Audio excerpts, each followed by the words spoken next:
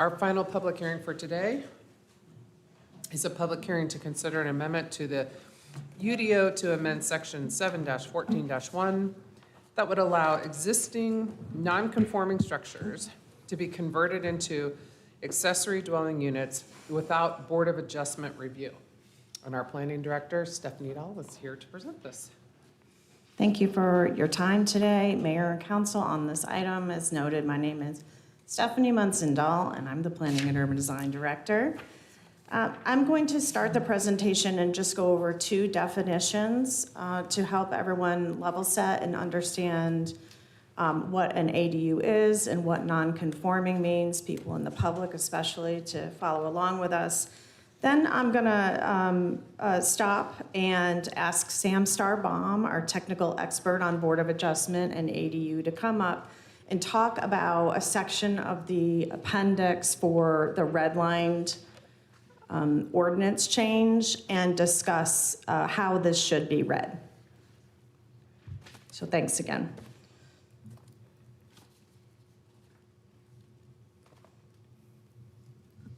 So to be clear, an accessory dwelling unit, or what we call ADUs, that's just jargon, for a smaller independent / accessory residential unit located on the same lot as a single family home. When an accessory dwelling unit it can be attached to the house, it can be underneath the house as part of the basement. Most people think of them as being detached from the house. So they're usually, in the case of non-conforming structures, always looked at as converted portions of existing homes or garages, sheds. And I just want to be clear that today we are just talking about those types of conversions and not talking about new accessory dwelling units. Can also clarify that accessory dwelling units have been a legal part of our ordinances for over 10 years. They are allowed in all residential zoning districts automatically. And the issue that we're talking about today is just that owners of non-conforming structures have to seek a variance at the Board of Adjustment. So you can see in this diagram that the existing structure was probably built before our current ordinances or regulations. It was built at a time when we had a narrower, say, side yard setback, and part of that, let's just say it's a garage, has a shed on it that encroaches into that area. So these are not illegal homes. It is not illegal for you to be occupying any structures like this. We just needed a technical term in the planning profession to discuss what the difference between these homes and newer homes that follow current ordinances, and that word is non-conforming. So if you had this 525 square foot garden shed in your yard and it didn't encroach into that side yard setback, you could, and you lived in a residential zoning district, you could go and get a permit and convert that into an accessory dwelling unit on your legally. And if you have an encroachment into a setback or have other dimensional nonconformities, you have to spend money, go to the Board of Adjustment, have a multi-month period to go through that quasi-judicial process. And then usually, and this is really important, they're almost always granted. And what I want to underscore for the public is that when someone owns a non-conforming home, they did not create that hardship, right? So the Board of Variance is looking at whether or not you exacerbated the issue. You didn't build that home in 1925, somebody else did. They had no idea that 90 years later we were going to change the side yard setbacks. So that's non-conforming structure. So let's now talk a little bit, I'm going to bring up Sam Starbaum, urban planner, about the appendix and this graph and why, what it's actually showing.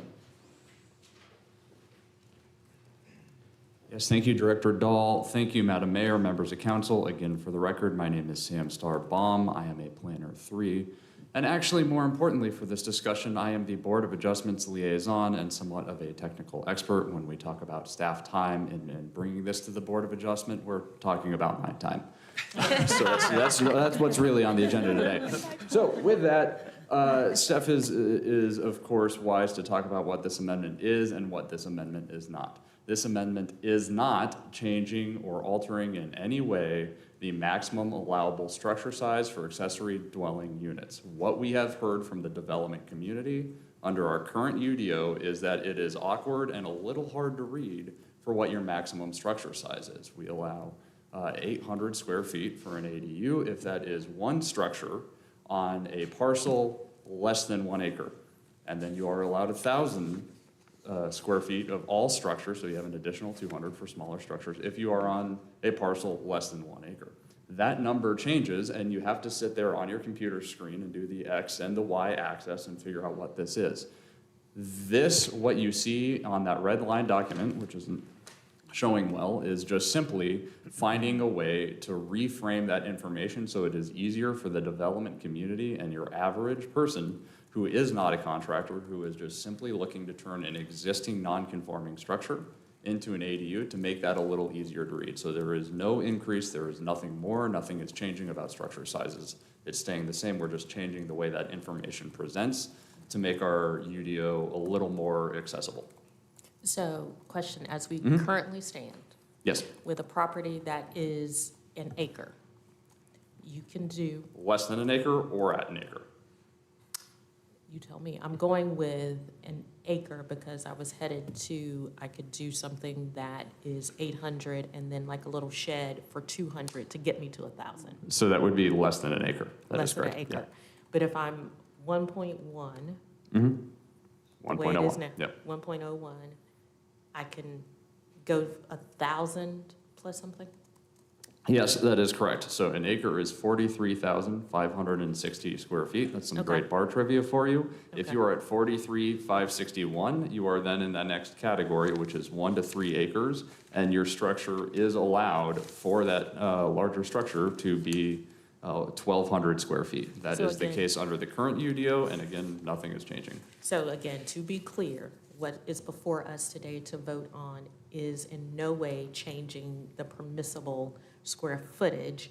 It's just to deal with irregularities or exceedances of the current setbacks.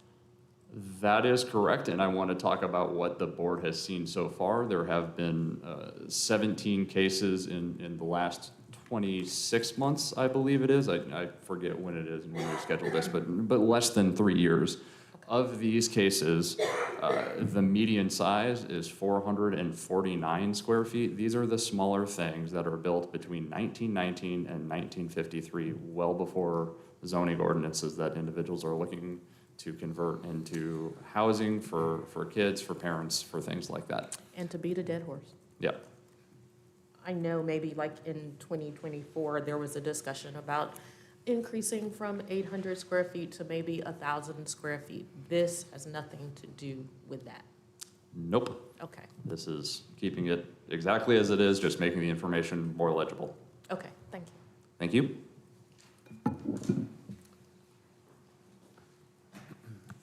Thank you, Sam. And as we've noted, this amendment is to allow owners of existing yet non-conforming structures to have those same right to turn them into accessory dwelling units without having to first apply for and receive a variance at the quasi-judicial Board of Adjustment.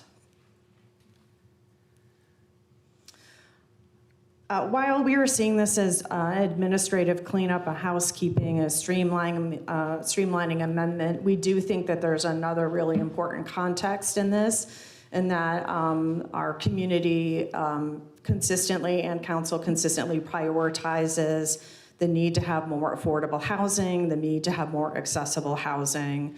So in this slide, we are just taking a look at the housing needs assessment, which you may know better as the Bowen report from last year, and taking a look at the countywide gap of housing units we have right now. Staff and many of the community members and policy analysts across the country consistently see ADUs is a very small yet effective way to allow existing property owners to create wealth and also add additional units to a community's housing stock. So benefits for this amendment, that it would remove a barrier to our community's use of existing neighborhood structures to create new housing units, promotes the creation of those smaller units, and smaller units can be the most affordable or attainable units for community members.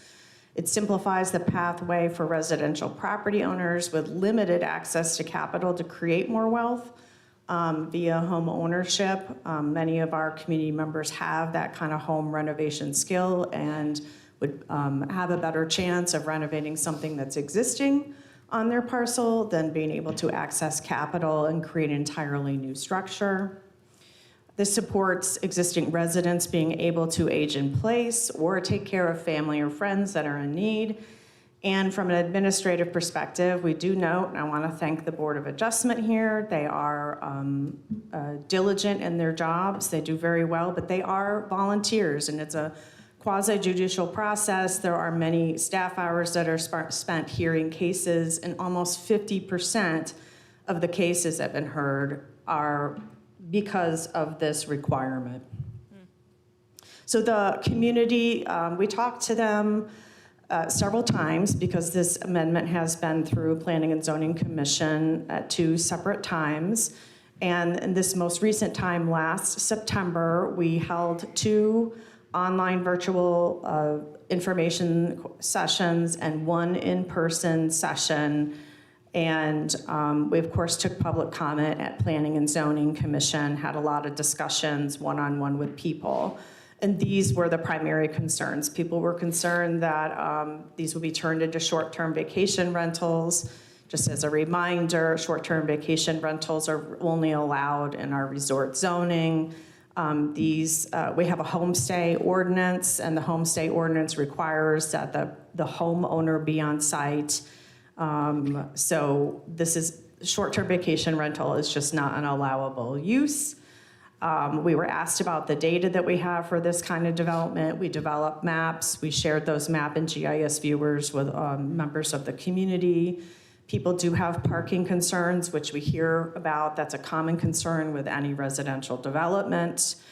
There were concerns about notification. I want to be clear that we do have some good notification standards for higher levels of development, and we are going to be taking in the next couple of months a better look at how we notify neighbors about development that's happening in their community. That's by right, and what we're talking about here is the by right kind of development. There is a concern, especially that perhaps in legacy neighborhoods, the more perhaps senior neighbors may feel more vulnerable to predatory investors who see this as an opportunity to gain rental income by having an accessory structure in their portfolio. We understand that concern, and that is part of a larger concern that needs to be discussed at length, which is around cultural, social, economic, and environmental displacement. We're having those conversations, as you know, with the legacy neighborhoods right now, finding a path forward, which is really exciting for working with them over the coming 2 years on a variety of initiatives that will help make displacement less of a threat in those vulnerable areas. And then there is just general concern about how the city supports the overall vision for specific neighborhoods, of course. So we noted that this was seen twice at the Planning Zoning Commission, once in May 2024 as part of a larger batch of backyard housing amendments, and then again in September 2025 when we had winnowed this down to become more about a process change and less about a change in allowable sizes or dimensions. And during that Planning and Zoning Commission discussion, There were some questions about whether or not it was appropriate for them to recommend adoption of this ordinance without having a specific anti-displacement strategy attached to it or in play at some level. There was some confusion about whether or not council wanted to see any proposed amendments at this time, and they're talking specifically about amendments to the UDO in light of staff making plans to do an overhaul of the Unified Development Ordinance starting later this coming year. So they eventually made a recommendation. There was a motion made, and it passed with one negative vote to recommend adoption using Appendix 7F. We'll probably have a conversation here if you have questions around that. But our legal staff recommends against using Appendix 7F for this amendment, in addition to there being some problematic issues with the use of 7F overall, in particular because this is a process change. Brad will have more to say about why that presents additional risks to the city. Staff is making a recommendation that the adoption of this amendment is as is presented. This aligns very well with our comprehensive plan, the missing middle study, and the displacement analysis that was a part of that study, and the affordable housing plan. Every one of those plans underscores and stresses that this is one small way we can ease up on the housing crisis in our community. So we have a recommended motion for you, and we do have staff, of course, here to answer any technical questions, and I appreciate your time tonight.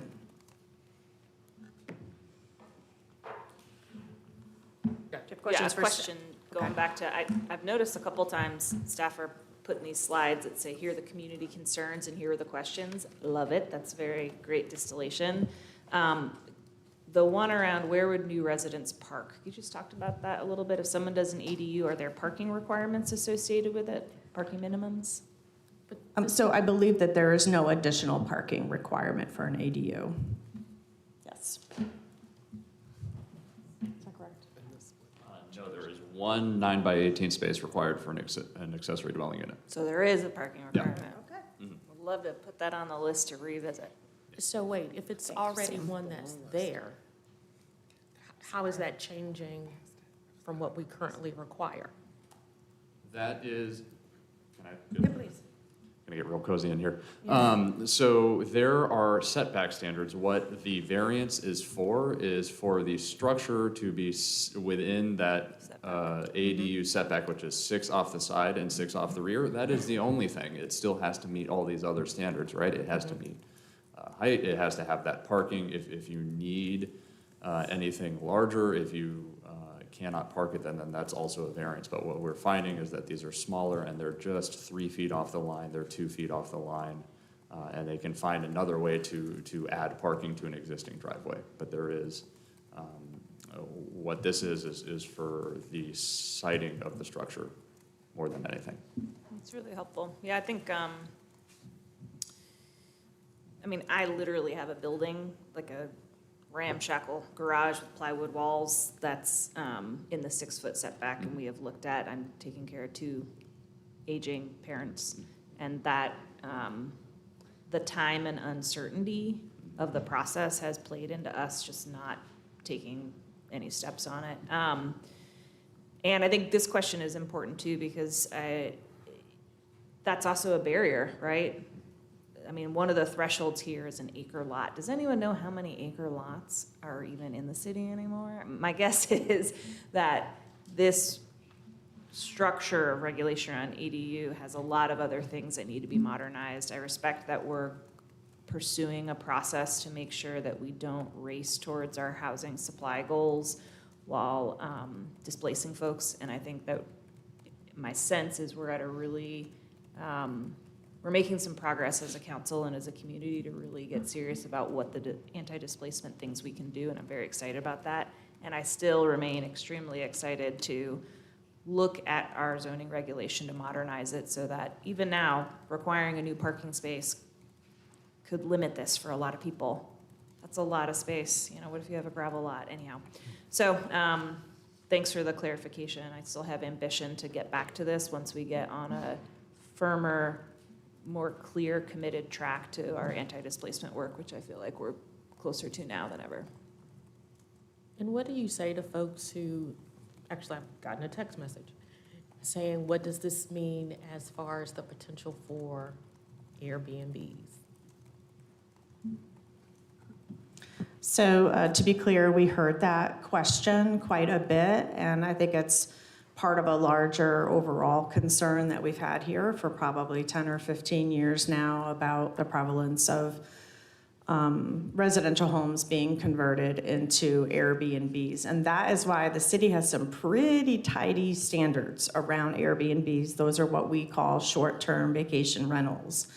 We don't allow these to be turned into short-term vacation rentals. We do have an option for people who have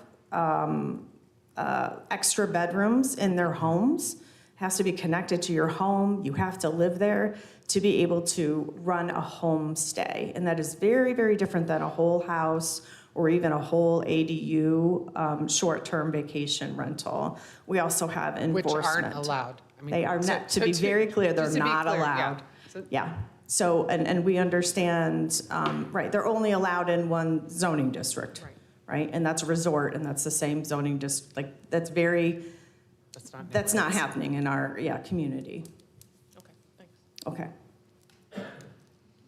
Any other questions? Well, it's not allowed is different than it's not happening, right? And that's why we understand that it's a community concern, and we have those tidy regulations that are responding to concerns and enforcement in place. I mean, just to say this very clearly, we don't allow whole house or whole unit. We do not allow short-term it. rentals in the city of Asheville in residential neighborhoods. The only exception is a homestay, which is up to 2 bedrooms in your own home that you can rent out. And I see people nodding behind me. So just to make it, I don't know how tidy our rules and regulations are, but they're pretty clear that you cannot use an ADU as a short-term rental. Yeah, and by tidy, I mean they're clear and they've been worked on over and over again makes over sense. the years to make sure that they are crystal clear. And staff does understand that even though they may not be allowed, that surely some people are illegally running Airbnbs. That's a different conversation, but I understand the concern. And I know we don't really like to play in hypotheticals, and this may be more of a Brad question, but let's say one of these, somebody did this, they turned it into an Airbnb. What does the process look like to figure that out and then the enforcement to get that back on track? Yeah, thank you for the question, Councilmember Hess. As has already been said, and I think it bears repeating, the city does not currently allow any new, what this would be is a whole home rental. It's obviously a small home, but it could be somebody's home. You would not be able to utilize this for a short-term rental under our existing rules. If someone were to try to circumvent those rules and utilize the property as a short-term rental, that is something that the city has a code enforcement staff. We have individuals who are monitoring online websites to check for listings that are not authorized. We also certainly accept complaints from the public. So if people see a situation they feel is violating those rules, just like any other zoning violation, we would ask those to be reported to the city. And we will investigate those. If determined to be in violation, we do issue fines. And we will seek additional legal recourse when people do not willingly come into compliance. I have a curiosity then, because we know there were some specific examples where these come to Board of Adjustment. And so we have a list of these addresses. If they no longer have to go to Board of Adjustment, then they're allowed as use by right. Would we still have a way to track whether or not they were even, in fact, used for short-term rentals? So the way that we track these now is Right. by monitoring the listing websites. There's But primarily. also you have to get a building Permit. permit. You And we do. track who gets a building permit That's for right. ADUs. That's right. There are some limitations now that have been imposed throughout North Carolina on what would be the traditional tracking mechanisms for these sorts of things. But we are primarily using our review of online listing websites, which does a very good job about telling us who is actually listing their properties and where. It is not perfect, and we are constantly looking to improve those efforts. We do, as I said, accept complaints externally, But we're trying to monitor those not at our own level of people having been licensed through the city, but by the listings that they actually put online. Okay, just, I appreciate there's a permitting process, we do have an enforcement problem. I move to recommend approval of the proposed text amendment. Let's do the, real quick, we've got two people signed up to speak under the public hearing, and then we'll do the motion. The first, and I think everybody knows, but you have up to 3 minutes. The first person signed up to speak is Matt Allen.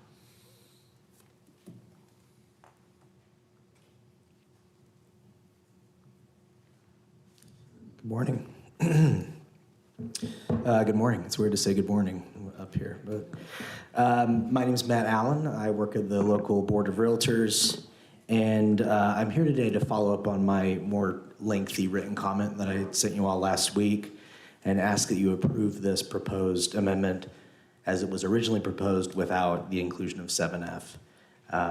There are several reasons why this amendment should be extended to as many areas of the city as possible, as it touches on and is supported by numerous affordable housing goals, strategies, and recommendations outlined in the city's affordable housing plan and the missing middle housing, or MMH, study. Starting with the MMH study, section 7.3 includes several zoning recommendations, including those to update zoning standards instead of requiring more process, and to allow a wider range of housing options through by right review. The originally proposed amendment is more consistent with these recommendations since it did not render thousands of parcels in the city ineligible to convert an existing non-conforming structure to an ADU without a variance.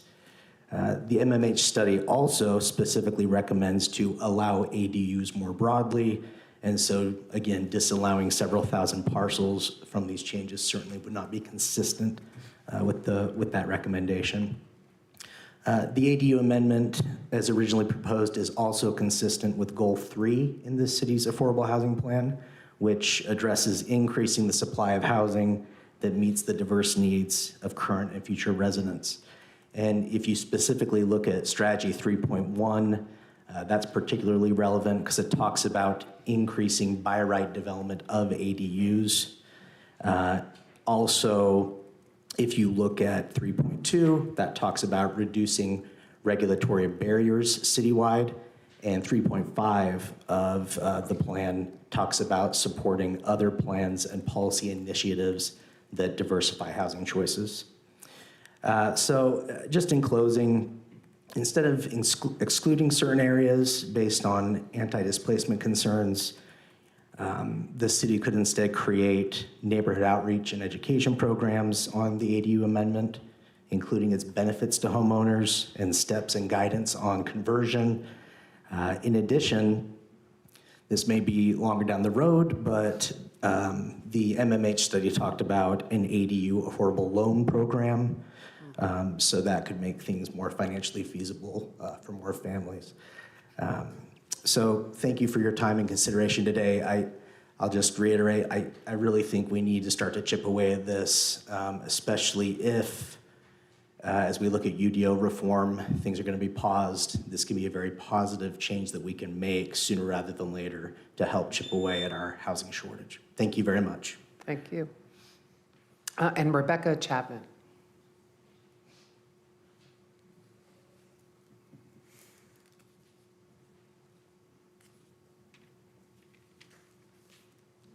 Have we hit afternoon yet? I think we Yes. Good afternoon, Or more importantly, lunchtime. Mayor, Vice Mayor, City Council, City Manager, and staff. My name is Rebecca Chaplin, and I am the Associate State Director for Outreach and Advocacy with AARP North Carolina. Thanks for the opportunity to speak today to support the proposed text amendment. AARP strongly supports policies that expand housing options. This is consistent with other reports and presentations given, particularly those that help older adults remain safely and affordably in their communities. As a region prepares for continued growth, the data clearly show that we must act now to ensure that aging in place is a viable option. And we've heard a little bit about the Bowen report, but we know that the Bowen report indicated that People 75 years and older are going to grow by 20% in the next 5 years, that population. At the same time, older adults live on incomes below $25,000, many older adults, making the affordable housing an urgent concern. As we all know, nearly 20,000 homes were damaged by Tropical Storm Helene, with the vast majority being owner-occupied, likely affecting thousands of older adults who rely on stable housing to age in place. AARP recently convened a community conversation on aging in place where residents of all ages, especially older adults, shared their hopes and concerns. Participants emphasized the need for safe and stable neighborhoods, supportive social networks, and housing options that allow them to remain close to family, friends, and services. They also expressed some anxiety, which is no surprise, about overcrowding, investor-driven development, impacts on parking and infrastructure, and the potential for rising property taxes. These concerns are precisely why AARP supports not only this text amendment, but also continued transparency for residents about how these zoning changes will affect taxes, density, and parking, neighborhood character, and long-term affordability. This clear, accessible communication, and Matt mentioned the outreach and education, so this is consistent with that idea, would help to build the trust that would help ensure that community members understand both the benefits and trade-off of the policy changes. So we believe that this text amendment, paired with ongoing transparency and community engagement, will help create the range of housing options that our older population needs. That includes the smaller units, appropriately scaled density, and neighborhood-compatible development that supports intergenerational living, caregiver arrangements, and financial stability for older homeowners. Finally, our community feedback underscored a simple truth. Aging in place is not just about staying in your home. It's about staying connected and supported. Thank you. Thank you so much. Okay, that concludes the public comment under this item. So, Councilwoman Smith, ready for your motion? I recommend the approval of the proposed text amendment to Chapter 7 of the Asheville Code of Ordinances and find that the proposed amendment is reasonable in the public interest, consistent with the city's comprehensive plan, and meet the development needs of our community, and that the amendment will encourage responsible growth by standardizing and clarifying the process for all residential property owners to create backyard ADUs through by right adaptive reuse, using existing building inventory for infill development and aging in place, and improving government efficiency. Second. Maggie, you pick. All right, we have a motion and a second. Any other questions, comments? All those in favor, please say aye. Aye. Any opposed?